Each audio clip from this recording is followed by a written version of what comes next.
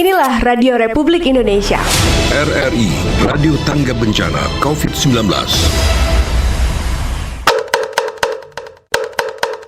RRI, Radio Tanggap Bencana. Imunitas atau daya tahan tubuh memiliki peran penting dalam menjaga kesehatan. Nah, imunitas tubuh ini harus dijaga dengan baik agar tidak mudah terserang penyakit. Daya tahan tubuh atau sistem imun yang baik dapat melindungi kita sejak pertama kali kuman penyebab penyakit masuk ke dalam tubuh. Apalagi di masa-masa seperti sekarang ini, mewabahnya virus corona.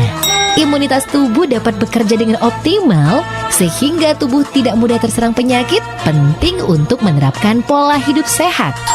Perbanyak makan sayuran dan buahan. Penelitian menunjukkan orang yang banyak mengkonsumsi sayur dan buah cenderung tidak mudah sakit. Vitamin dan mineral yang terkandung dalam sayur dan buah mampu memperkuat sistem kekebalan tubuh dalam melawan virus dan bakteri penyebab penyakit. Yuk kita terapkan pola hidup sehat biar penyakit tidak gampang mendekat. RRI, Radio Tanggap Bencana. Inilah Radio Republik Indonesia. RRI, Radio Tangga Bencana COVID-19. Belajar di RRI. Edisi Kelas Inspirasi. Rencanakan masa depanmu di Kelas Inspirasi. Belajar di RRI. Kelas Inspirasi. RRI Radio Tangga Bencana COVID-19. Assalamualaikum warahmatullahi wabarakatuh. Hai, selamat pagi pendengar. Untuk gelaran hari ini Jumat 12 Juni 2020. Ada Dela Wawi yang bakal nemenin kalian semua di belajar di RRI. Untuk hari ini tentunya pagi hari ini kita bakal mencoba menghubungi seorang yang profesi itu keren banget, pastinya ahli hukum banget ya. Tapi nanti pendengar kita denger dulu ada Toto and Star by Corona.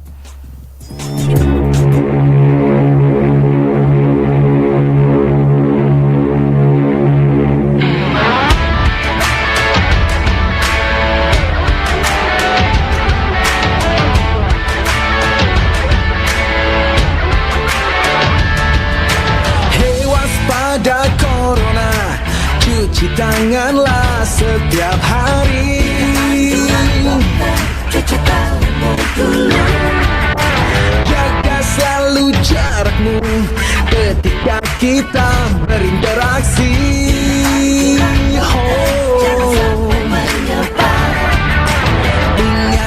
Ingatlah jaga kesehatan, jaga kebersihan. Sementara jangan berjabat tangan demi kebaikan, keamanan kita bersama. Marilah bersatu padu, stop penyebaran virus corona. Tetap tenang, tidak panik, tingkatkan kewaspadaan. Marilah kita berjuang, cegah penyebaran virus corona. Pasti bisa melewati, hadapi ini semua.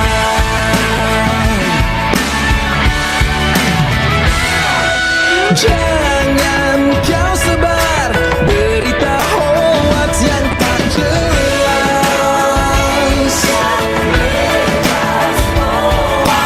Ikuti saja semua anjuran pemerintah.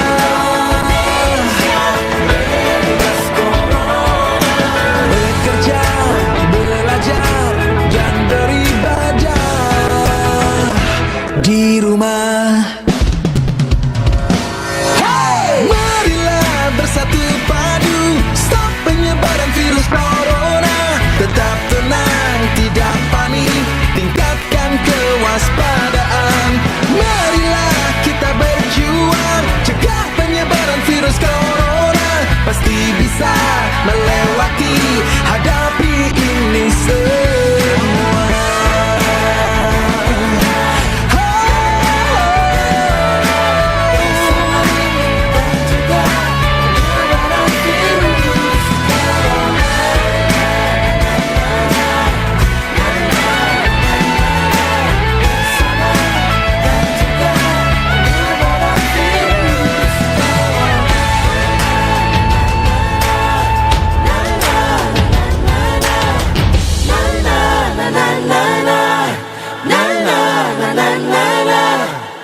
RRI Radio Tangga Bencana COVID-19 di kelas Inspirasi RRI pendengar untuk edisi hari ini Jumat 12 Juni 2020.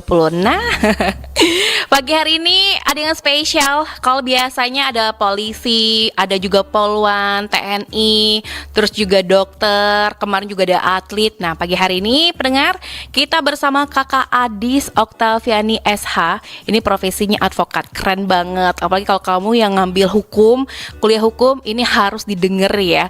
Mungkin kalau kamu yang pengen cita-cita menjadi seorang advokat atau juga yang sekarang lagi ngambil jurusan hukum, ini kalau pengen yang bertanya-tanya sama Kakak Adis Oktaviani SH, nanti silakan buka channel YouTube kita di RRI Palembang. Terus kamu langsung nanya-nanya deh. Silakan, yang gratis. Jangan lupa juga di follow, ketik loncengnya biar kita tahu kalau misalnya RRI Palembang tuh lagi ngupload video terbaru ya. Oke, silakan buat kamu juga yang pengen ikutan atau juga bertanya selain di channel YouTube kita, kamu juga bisa lihat di telepon kita di online di 0711 369977. Nah, sambil nunggu-nunggu Kak Adis nih, kira-kira kita akan nanyain cita-cita Kak Adis waktu kecil tuh apa sih? Emang dari kecil suka hukum atau juga ada cita-cita lain waktu kecilnya pengen jadi apa gitu, nanti kita tanyain juga. Nah, trik dan tipsnya untuk jadi advokat itu seperti apa? Kira-kira suka dukanya juga nggak sih? Tapi nanti ya kita dengar dulu yang satu ini. RRI Radio Tangga Bencana COVID-19.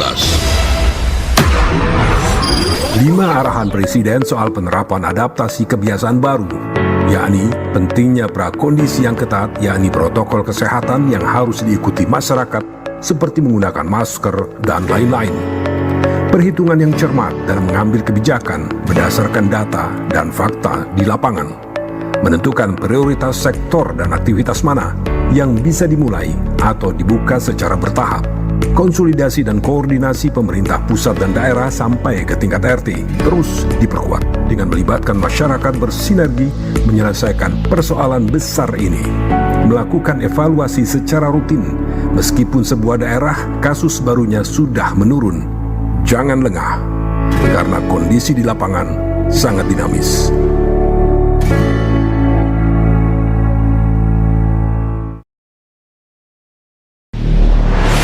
RRI Radio Tangga Bencana COVID-19. 5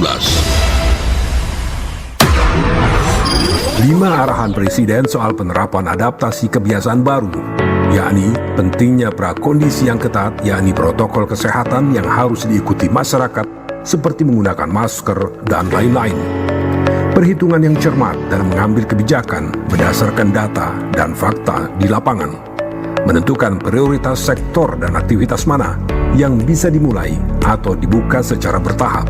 Konsolidasi dan koordinasi pemerintah pusat dan daerah sampai ke tingkat RT terus diperkuat dengan melibatkan masyarakat bersinergi menyelesaikan persoalan besar ini. Melakukan evaluasi secara rutin meskipun sebuah daerah kasus barunya sudah menurun. Jangan lengah, karena kondisi di lapangan sangat dinamis.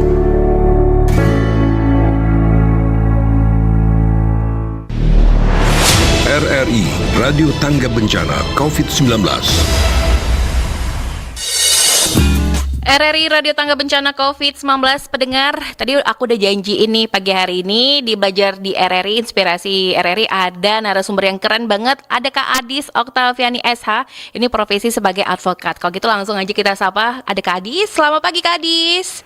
Pagi, Mbak Chandra. Ini Dela kakak.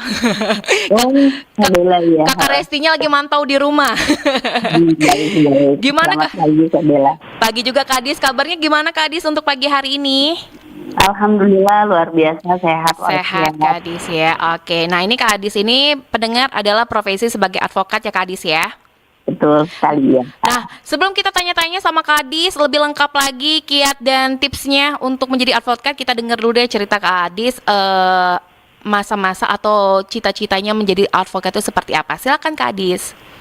Baik, selamat pagi semua, salam sejahtera, semoga semuanya sehat. Saya perkenalkan dulu, nama saya Adis Oktaviani, sarjana hukum. Jadi saya memang dari kecil bercita-cita ingin menjadi advokat. Nah, jadi setelah saya lulus dari Universitas Muhammadiyah Palembang pada tahun 2008, saya langsung ambil pendidikan profesi khusus advokat. Nah, pendidikan khusus profesi advokat ini suatu hal yang sangat menyenangkan bagi saya. Jadi untuk adik-adik yang sekarang ataupun masyarakat pada umumnya yang berlatar belakang di pendidikan sarjana hukum bisa untuk mengikuti pendidikan profesi advokat.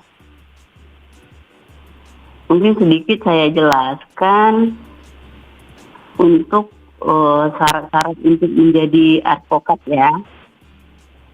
Jadi yang diangkat sebagai advokat itu adalah sarjana yang berlatar belakang pendidikan tinggi hukum yang telah mengikuti pendidikan profesi advokat.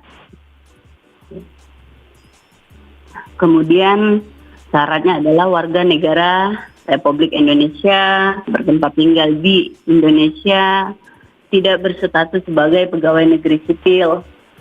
Kemudian berusia sekurang-kurangnya 25 tahun. Lulus ujian yang diadakan oleh organisasi advokat. Kemudian magang sekurang-kurangnya 2 tahun. Terus-menerus di kantor advokat. Dan tidak pernah dipidana. Sebagai advokat, kita harus berperilaku baik, jujur, dan bertanggung jawab, serta memiliki integritas yang tinggi. Setelah persyaratan semuanya diikuti, maka seorang advokat bisa menjalankan profesinya dengan wajib mengambil sumpah di pengadilan tinggi, di mana tempat domisili daripada advokat tersebut. Jadi sangat mudah untuk menjadi seorang advokat. Jadi ini adalah profesi yang sangat mulia dan sangat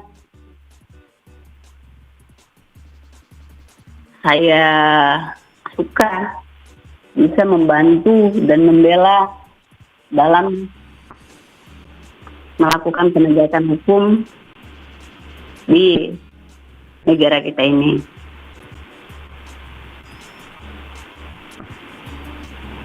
Jadi untuk adik-adik yang baru selesai kuliah, kemudian minat untuk menjadi advokat, itu tadi syarat-syaratnya untuk menjadi seorang advokat. Apalagi di Sumatera Selatan ini banyak sekali advokat-advokat muda yang cerdas dan pintar. Menjadi advokat ya harus memiliki mental yang berani. Karena tidak jarang dalam penanganan kasus-kasus kita harus memiliki jiwa yang benar-benar berani dalam menuntaskan sebuah perkara. Apalagi perkara tersebut rentan dengan konflik gitu.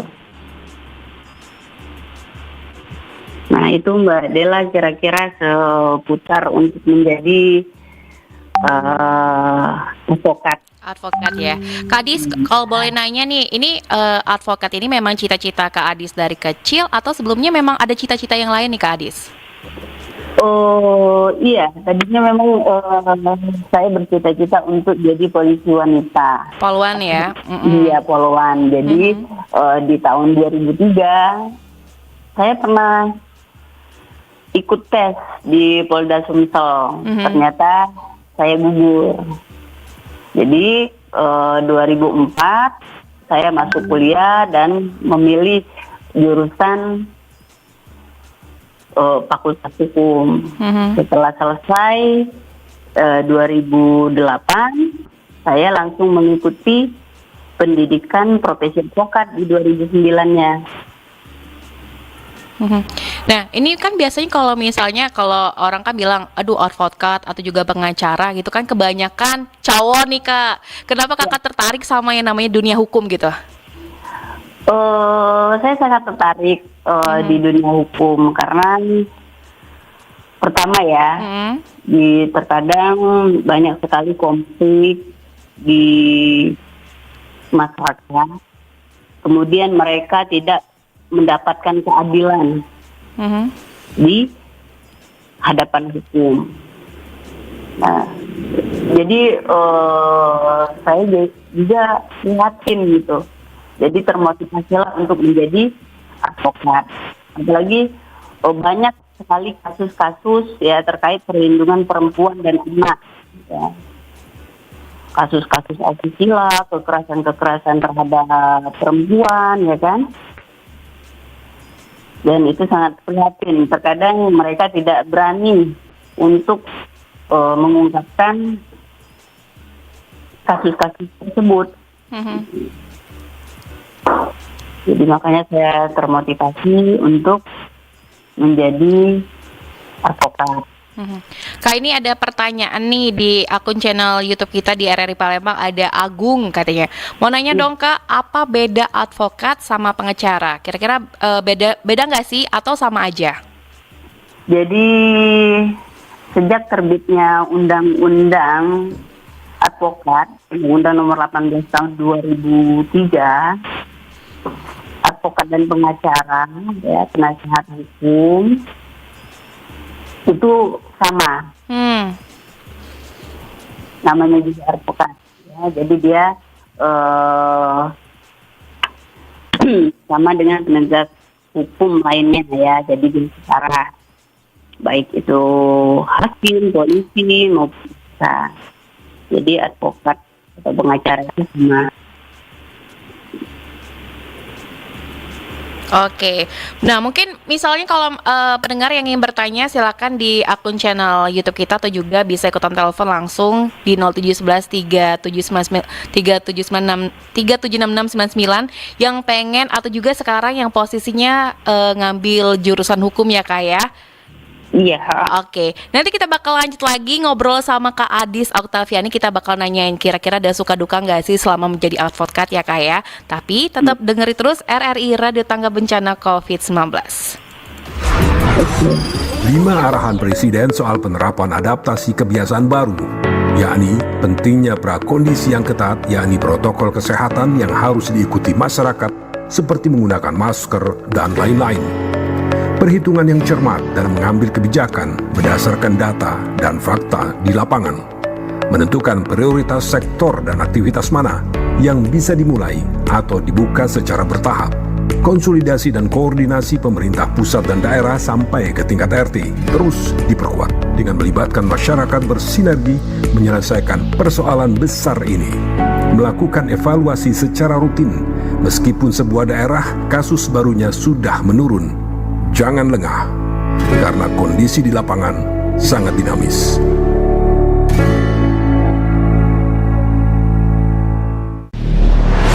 RRI Radio Tangga Bencana COVID-19. RRI Radio Tanggap Bencana. Imunitas atau daya tahan tubuh memiliki peran penting dalam menjaga kesehatan. Nah, imunitas tubuh ini harus dijaga dengan baik agar tidak mudah terserang penyakit.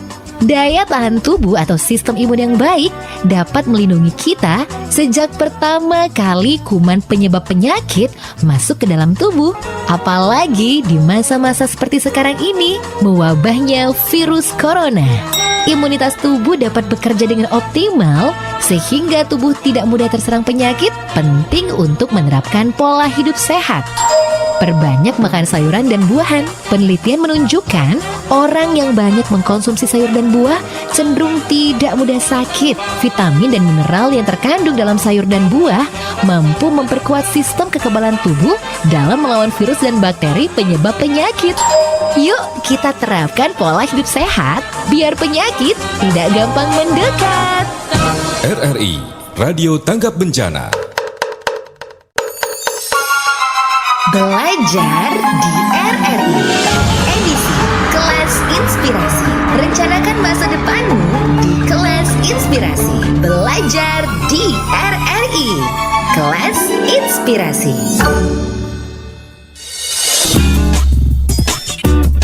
RRI Radio Tangga Bencana COVID-19 Indonesia Tantangan Kehidupan Baru. Masih bareng Kak Adis Oktaviani SH. Ini profesi seorang advokat. Kak Adis. Ya, halo Mbak Dela. Iya, Kak Adis, ini ada pertanyaan dari Aisyah Fatia di akun channelnya, channel YouTube kita. Katanya advokat cewek tuh keren banget. Jadi advokat itu harus punya mental baja nggak sih Kak? Karena profesi ini kan dibilang rawan juga sih. Takutnya tim lawan kesel, terus berakibat untuk si advokat itu sendiri. Pernah nggak sih ada pengalaman kayak gitu? Ya, alhamdulillah. Untuk di lapangan ya, memang terkadang ada beberapa konflik yang terjadi gitu. Memang itu tadi. Jadi untuk menjadi seorang advokat, apalagi advokatnya perempuan, jadi kita benar-benar harus bisa jaga diri. Dan jangan lupa minta pertolongan sama Allah supaya dimudahkan. Tapi insya Allah kita bisa menyelesaikan perkara-perkara tersebut dengan baik, ya kan? Dengan damai. Sejauh ini alhamdulillah semuanya teratasi, walaupun ada kendala-kendala, ya kan? Kadang kita pun harus berhadapan dengan preman sekalipun, karena tidak jarang, apalagi untuk kasus-kasus kriminal ya, kasus-kasus kejahatan, biasanya itu sangat rentan sekali. Tapi kita tetap bekerja sama dengan aparat penegak hukum lainnya seperti kepolisian, ya kan, kita minta perlindungan. Gitu. Oke, ada pertanyaan lagi nih, katanya pernah nggak sih Kak Adis diminta untuk membela suatu kasus ini yang bertentangan dengan hati nurani kakak? Nah ini terus gimana cara menghadapi calon klien demikian gitu? Ya baik, jadi yang bertentangan dengan hati nurani kita, ya kan? Misalkan ada klien nih, kemudian dari perkaranya tidak sesuai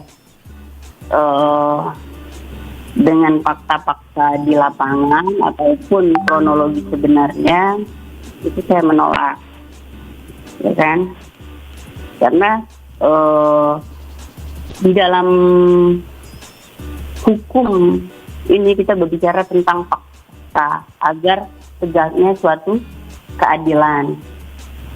Jadi kalau ada klien yang tidak jujur terhadap persoalan hukum yang dihadapinya, saya menolak.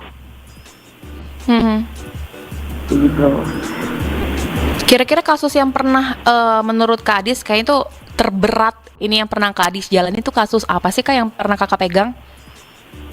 Kasus yang terberat adalah kasus-kasus kriminal ya. Misalkan pembunuhan, itu berat ya, apalagi pembunuhan berencana. Nah, kalau yang lain sebenarnya berat atau ringannya tergantung dari strategi kita menyelesaikan perkara tersebut di Mbak Bella. Jadi untuk perkara-perkara yang berat ataupun perkara-perkara yang sulit, ya kita tetap koordinasi juga sama rekanan yang lain, ya kan? Kita juga advokat ini adalah tim, ya kan? di dalam menyelesaikan suatu perkara. Kita juga koordinasi dengan rekan-rekan yang lain juga. Oke, ada pertanyaan dari Yayan Afriansa. Katanya Bu Adis lebih memilih profesi sebagai lawyers atau businesswoman, karena Bu Adis ini kan seorang pengusaha interior juga. Keren banget. Gimana nih Kak Adis jawabannya? Iya, jadi betul. Jadi saya profesi advokat ini adalah pengabdian saya terhadap ilmu hukum. Ya. Semoga ilmu yang saya dapat ini adalah ilmu bermanfaat dan bisa saya berikan untuk kepentingan orang banyak. Gitu. Jadi kalau soal bisnis, ya memang saya lebih cenderungnya ke bisnis, ya. Makanya saya terus terang saya membuka pintu dengan seluas-luasnya, silakan bagi masyarakat Kota Palembang khususnya yang ingin konsultasi hukum secara gratis, silakan datang ke kantor saya ataupun bisa menghubungi saya lewat WA, telepon dan lainnya. Ya, saya siap membantu. Ya, karena ini sudah saya sematkan bahwa profesi saya adalah untuk membantu masyarakat yang ingin menegakkan hukum, ya, yang tidak mendapatkan keadilan di hadapan hukum, maka saya dengan senang hati saya ingin membantu mereka. Baik. Nah ini buat Kak Adis, gimana sih tanggapan dari pihak keluarga Kak Adis sendiri dalam yang namanya untuk hukum ya, untuk menjadi seorang advokat, atau memang didukung penuh atau diwanti-wanti, aduh Kak Adis ini hati-hati atau gimana gitu? Ya enggak, ternyata keluarga saya sangat mendukung penuh ya, terhadap profesi saya sebagai advokat, ya kan. Luar biasa supportnya, karena beberapa perkara-perkara yang terkadang datangnya dari keluarga. Ya kan? Biasanya seperti apa perkara yang mana itu Kak? Banyak sekali, misalnya perkara ya hukum tentang kekeluargaan, ya kan, terkadang ada terkait soal bisnis dan perkara-perkara perdata dan pidana. Pokoknya di dalam keluarga sangat mendukung, karena kepentingannya juga saya untuk membela yang benar ya Kak ya? Yang benar. Oke, Kak Adis, nanti kita lanjut lagi ya Kak Adis ya. Kita bakal bacain lagi komen yang udah masuk di YouTube, tapi sebelumnya kita dengar dulu yang mau lewat satu ini. Cuci tangan dengan benar. Rutin mencuci tangan yang baik dan benar. Salah satunya adalah dengan hal sederhana, yaitu mencuci tangan. Kita tahu bahwa cara terbaik untuk melawan penyebaran coronavirus adalah dengan mencuci tangan. Jangan lupa untuk mencuci tangan dengan air yang mengalir dan sabun.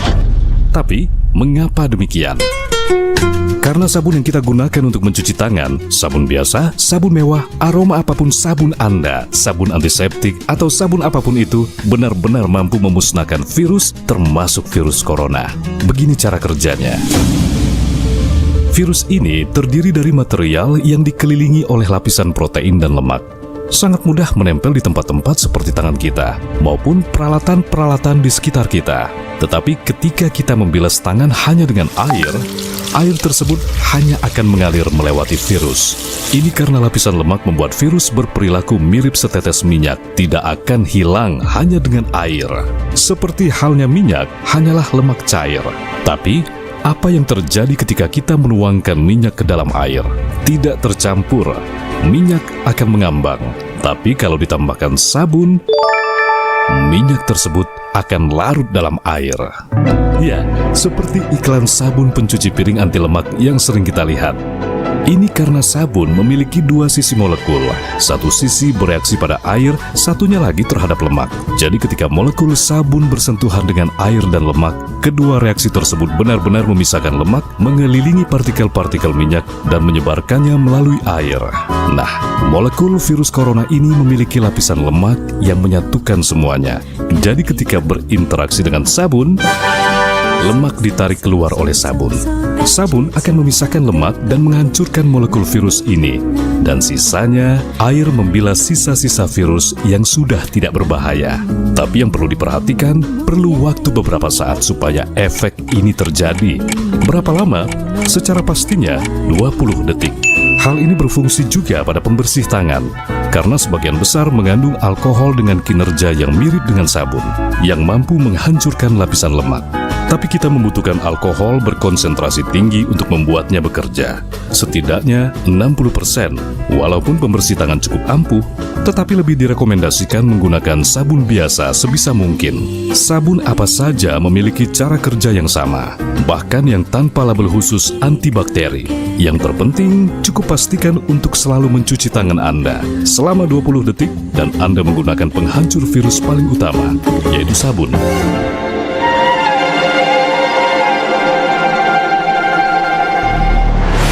RRI Radio Tangga Bencana COVID-19. Sudah siapkah Anda dengan tatanan kehidupan baru?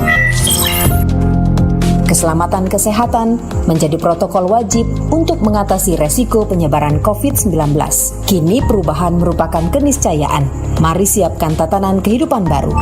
Pakai masker saat di luar rumah, cuci tangan pakai sabun dengan air mengalir dan gunakan hand sanitizer. Jaga jarak minimal 1 meter saat beraktivitas dan hindari keramaian. Jaga pola hidup sehat dengan makanan bergizi dan olahraga. #Indonesia Tatanan Kehidupan Baru. Iklan layanan masyarakat ini dipersembahkan oleh Radio Republik Indonesia. RRI Radio Tangga Bencana COVID-19 masih bareng Kak Adis Oktaviani SH. Kak Adis. Iya. Masih semangat Kak Adis? Masih semangat dong. Masih ya. Oke, Kak Adis, ini banyak banget pertanyaan yang ada di channel YouTube kita. Pernah dapat ancaman atau teror yang serem-serem ini jelang peradilan gak sih Kak? Misal dapat surat kaleng gitu, pernah nggak ceritain kayak gitu? Pernah. Ya. Jadi dulu saya pernah menangani perkara di Lubuk Linggau ya. Kemudian saya didatangi oleh pihak musuh ya, dengan 2 orang dengan postur tubuh yang besar-besar gitu. Saya didatangin, kemudian mereka bilang, "Ibu jangan ikut campur dalam perkara ini. Jadi mending kalau ibu mau selamat, ibu mending mundur saja." Jadi saya diam saja ya. Saya menyatakan bahwa ya saya menjalankan profesi saya. Saya membela kepentingan hukum klien saya. Jadi ancaman-ancaman seperti itu biasa ya. Jadi udah kayak itu udah makanan sehari-hari lah ya Kak ya? Iya, namanya kita menjalankan profesi sebagai advokat ini memang harus sudah siap mental. Oke, lanjut lagi nih Kak. Katanya Kakak Adis memberikan bantuan hukum gratis juga nggak sih? Terus ngomong-ngomong, ada nggak sosok advokat yang Kakak idolakan? Iya. Jadi saya memberi bantuan hukum gratis ya, secara cuma-cuma terhadap yang tidak mampu ya. Jadi itu wajib bagi kami para advokat untuk memberi bantuan hukum bagi yang tidak mampu. Advokat idola saya ada ya. Siapa tuh? Yang saya Hotman Paris. Hotman Paris. Ya kan? Iya. Kemudian itu Adnan Buyung Nasution. Ya. Oto Hasibuan ya, yang senior ya, yang ilmu hukumnya luar biasa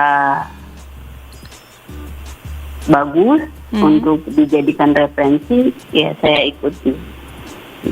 Dan saya sangat kagum terhadap beliau. Mengidolakan banget lah Kak ya. Oke, Kak. Adnan Buyung Nasution ya. Kak Adis, ini ada pertanyaan lagi nih. Katanya advokat kan harus pinter ngomong. Apakah sifat aslinya Kak Adis ini memang pengomong atau gimana nih? Iya. Jadi untuk menjadi seorang advokat itu kita harus komunikatif, gitu ya. Kita harus pintar ngomong. Tapi apa yang diomongkan juga harus berdasarkan fakta, ya kan. Harus berdasarkan hukum, ya kan. Jadi bukan ngomongnya yang sembarang-sembarang, itu enggak. Oke, selanjutnya Kak Adis ada pertanyaan dari Dewi Satria di Inspektur Marzuki. Mau nanya dong Kak, aku kan masih sekolah tapi agak lemah kalau soal hafalan.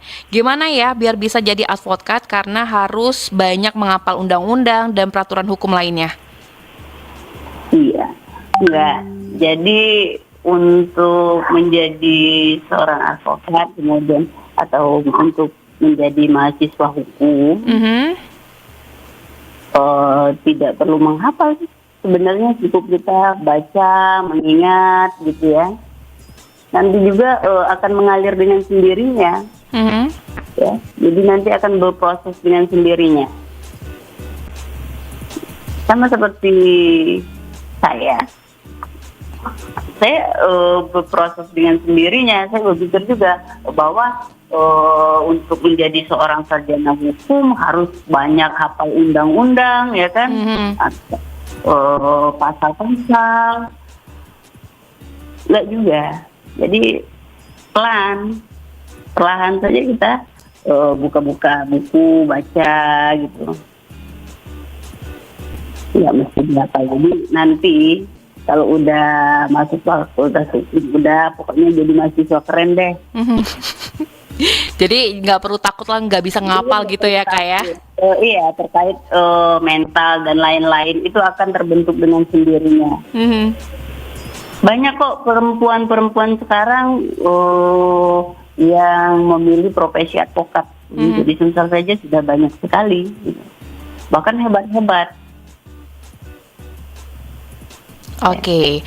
Nah, ini kalau misalnya untuk Kak Adi sendiri, ada suka kebanyakan selama menjadi profesi sebagai advokat ini, kebanyakan suka atau dukanya? Bisa diceritain nggak sih Kak? Waduh, kebanyakan sukanya. Suka ya? Iya, kebanyakan sukanya. Kebanyakan sukanya, kalau dukanya sedikit lah. Ya, jadi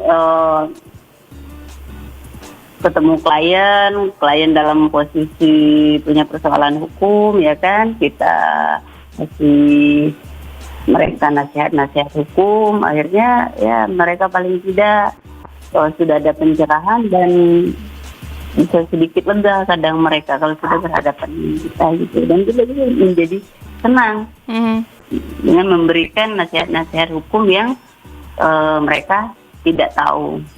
Dan akhirnya menjadi tahu. Ya kan? Orang kalau sudah berhadapan dengan hukum, otomatis secara psikologisnya terganggu gitu kan, di bawah tekanan karena berhadapan dengan hukum. Jadi pada intinya kalau saya lebih banyak sukanya daripada dukanya ya Kak ya? Oke.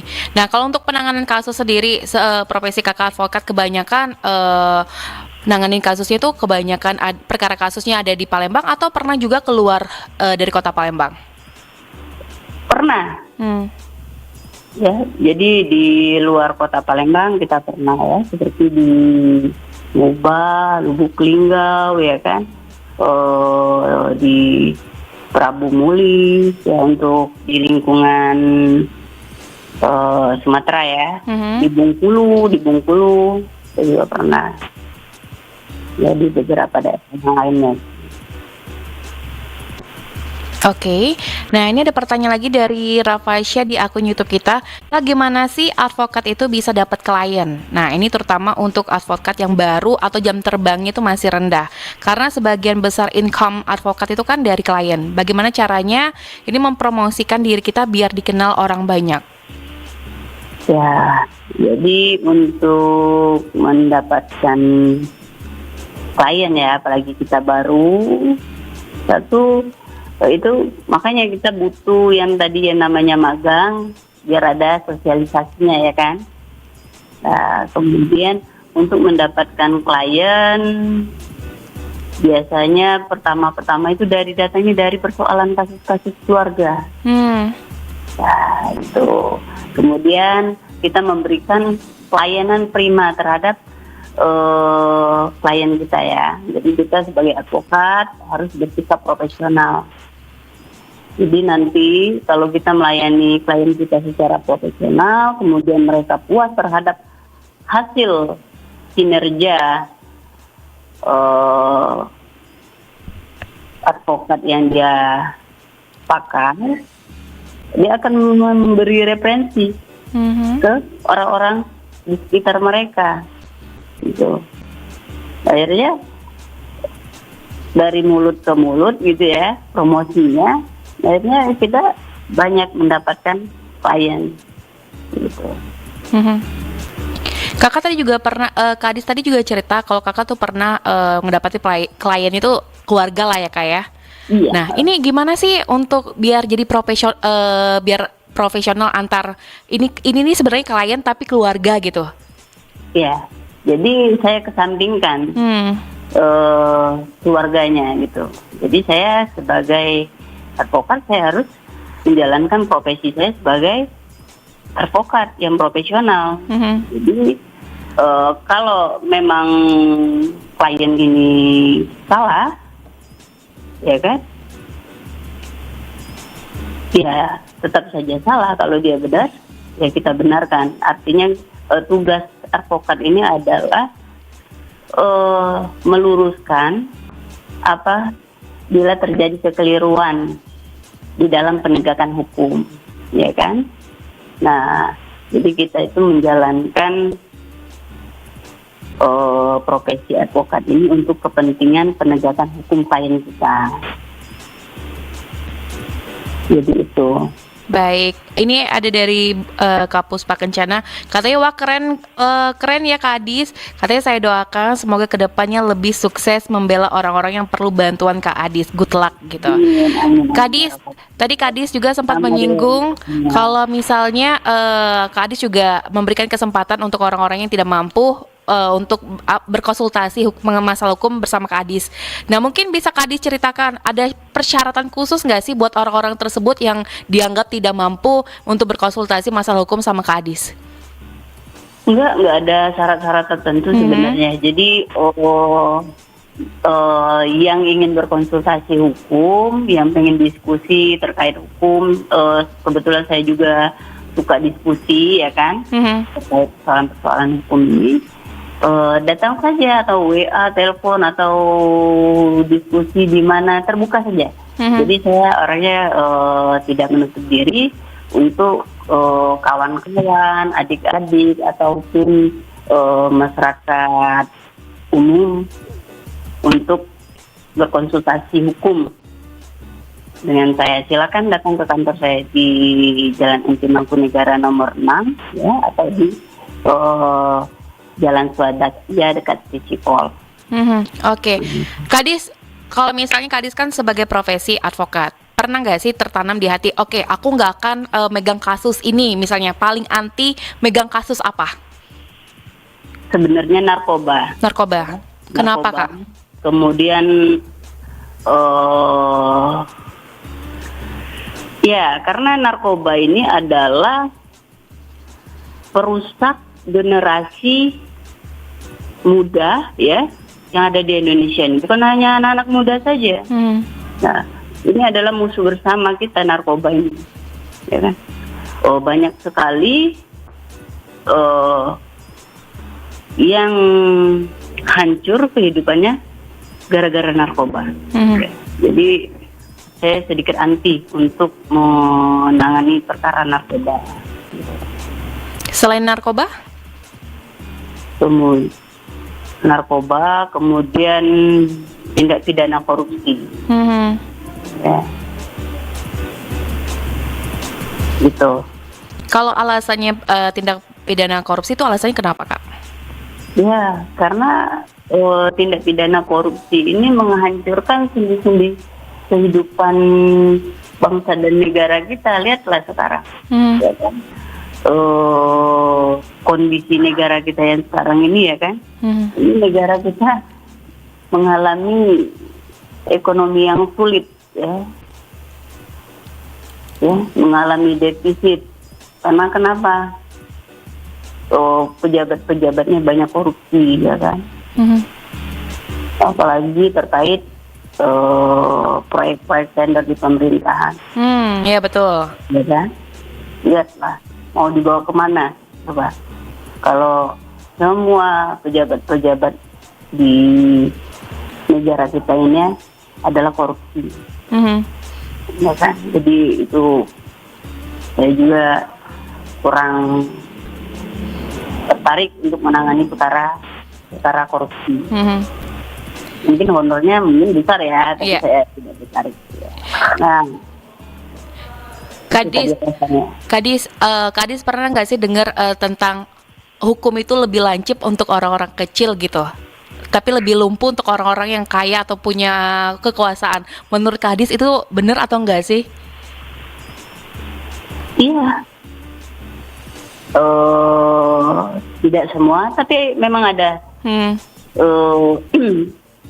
Tapi memang ada yang namanya hukum tumpul ke atas, tajam ke bawah. Jadi dia untuk orang-orang yang tidak mampu, terkadang penegakan hukumnya tidak ditegakkan. Jadi sewenang-wenang terkadang, ya. Jadi sedangkan orang yang punya kekuasaan, mereka dapat melenggang bebas saja gitu terkait penegakan hukum.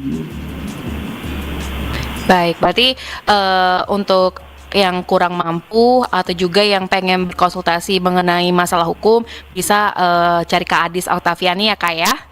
Iya. Kadis, ini mungkin balik lagi kita ke profesi Kadis sebagai advokat. Mungkin generasi sekarang kan juga banyak nih yang ngambil jurusan hukum. Ada kiat dan pesan dan kiatnya untuk para generasi muda yang sekarang lagi ngambil pelajaran masalah hukum. Ya, jadi pesannya untuk anak-anak hukum yang sebentar lagi mungkin selesai ya. Jadi belajar yang rajin, ya kan. Kemudian kalau selesai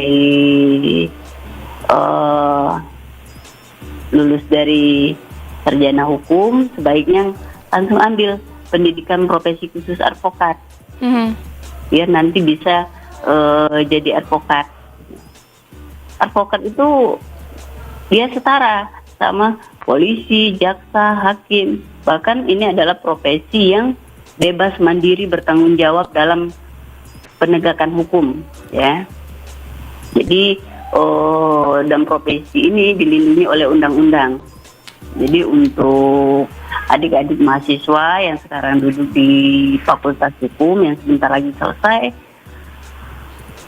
saya sangat menyarankan untuk ambil profesi advokat. Ya. Oke Kak Adis, ini sebelum kita berpisah ada yang mau nanya lagi nih. Ada akun channel dari Kopi Kir sendiri. Halo Kak, katanya wah aku baru monitor nih, boleh tahu nggak apa saja jenjang pendidikan yang harus ditempuh untuk menjadi seorang advokat? Mulai dari kuliah, apakah ada prodi khususnya hingga saat lulus? Ya, jadi sekali lagi saya jelaskan, bahwa syarat-syarat untuk menjadi advokat ya itu warga negara Republik Indonesia, bertempat tinggal di Indonesia, tidak berstatus sebagai pegawai negeri, ya, umur sekurang-kurangnya 25 tahun, ya. Jadi kemudian mengikuti pendidikan profesi khusus advokat. Setelah mengikuti pendidikan, ujian profesi advokat dinyatakan lulus, magang 2 tahun.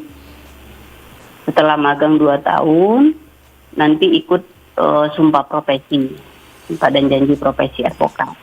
Udah bisa langsung praktek untuk jadi advokat. Oke, ada pertanyaan lagi nih Kak. Katanya saya tertarik jadi advokat sih Kak, tapi sifat saya yang kalau orang bilang tuh kelemar-kelemar gitu ya, dan suka nggak tegaan. Ada pelatihan psikologi nggak sih untuk jadi seorang advokat? Ada ya? Iya, jadi ada. Nanti di pendidikan profesi advokat itu ada ya namanya kan nanti kalau Mas fakultas hukum juga itu ada psikologi. Ya, psikologi kriminal, jadi bisa kita membentuk jiwa kita juga. Gitu. Oke, pertanyaan terakhir nih Kak dari akun channel YouTube kita, bisa kasih masukan nggak sih untuk teman-teman yang akan memilih profesi advokat yang bisa meyakinkan mereka bahwasanya itu profesi ini tuh menjanjikan gitu? Iya, jadi profesi advokat ini adalah profesi yang menjanjikan, ya. Jadi advokat ini bisa memberikan konsultasi hukum, bantuan hukum, menjalankan kuasa ya. Jadi di situ juga kita mendapatkan honor dari klien ya, dalam mendapatkan imbalan jasa hukum yang diterima gitu. Jadi cukup menjanjikan untuk menjadi seorang advokat. Baik. Karena lihatlah mungkin ada beberapa advokat ya, pengacara artis hebat itu kan lihat gimana mereka luar biasa berhasil dan sukses ya, bahkan dari segi finansialnya. Jadi profesi advokat ini adalah profesi yang menjanjikan, profesi yang terhormat, profesi yang mulia. Jadi saya sangat menyarankan untuk adik-adik yang barusan menyelesaikan studi hukumnya untuk lanjut ambil profesi advokat. Oke deh, Kak Adis, kayaknya waktunya udah mendekati pukul 11 saja. Kita tuh harus berpisah Kak Adis, padahal masih banyak banget yang perlu kita ngobrolin masalah hukum ya Kak ya. Oke. Nanti kalau setelah corona udah berlalu, nanti datang ke studio ya Kak ya, mampir-mampir ke studio Pro 2 ya Kak ya. Baik. Oke. Terima kasih banyak Kak Adis Oktaviani atas waktunya untuk pagi hari ini di kelas inspirasi, dan selamat beraktivitas kembali. Terima kasih Della, selamat pagi, sampai jumpa. Sampai jumpa Kak Adis. Dan pendengar, itulah tadi di kelas inspirasi untuk hari ini bersama Kak Adis Oktaviani SH. Ini seorang advokat dan sudah banyak banget pertanyaan-pertanyaan yang udah dijawab sama Kak Adis. Terima kasih banyak buat pendengar yang sudah bergabung untuk pagi hari ini di akun channel YouTube kita di RRI Palembang. Dan buat kalian semua, tetaplah bersama kami. Nanti pukul 11 waktu Indonesia Barat kita akan bergabung ke program 3 RRI. Jangan lupa jaga kesehatan dengan berolahraga, jaga kebersihan, tetap di rumah, jangan lupa pakai masker, jaga jarak dengan orang di sekitar kita. Mari kita bersama-sama memutus mata rantai penyebaran virus corona dan ikuti anjuran pemerintah. Saya Della Wawi undur diri, sampai jumpa.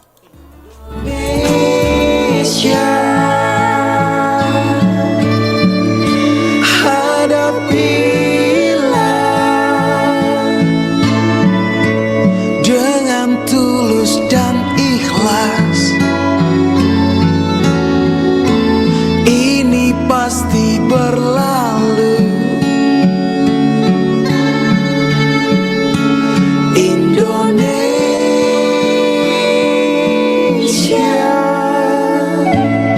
wujud apresiasi kami kepada dokter, juru rawat, relawan, TNI, Polri, dan semua pejuang kemanusiaan di garda terdepan hadapi pandemi COVID-19. Kalian adalah pahlawan.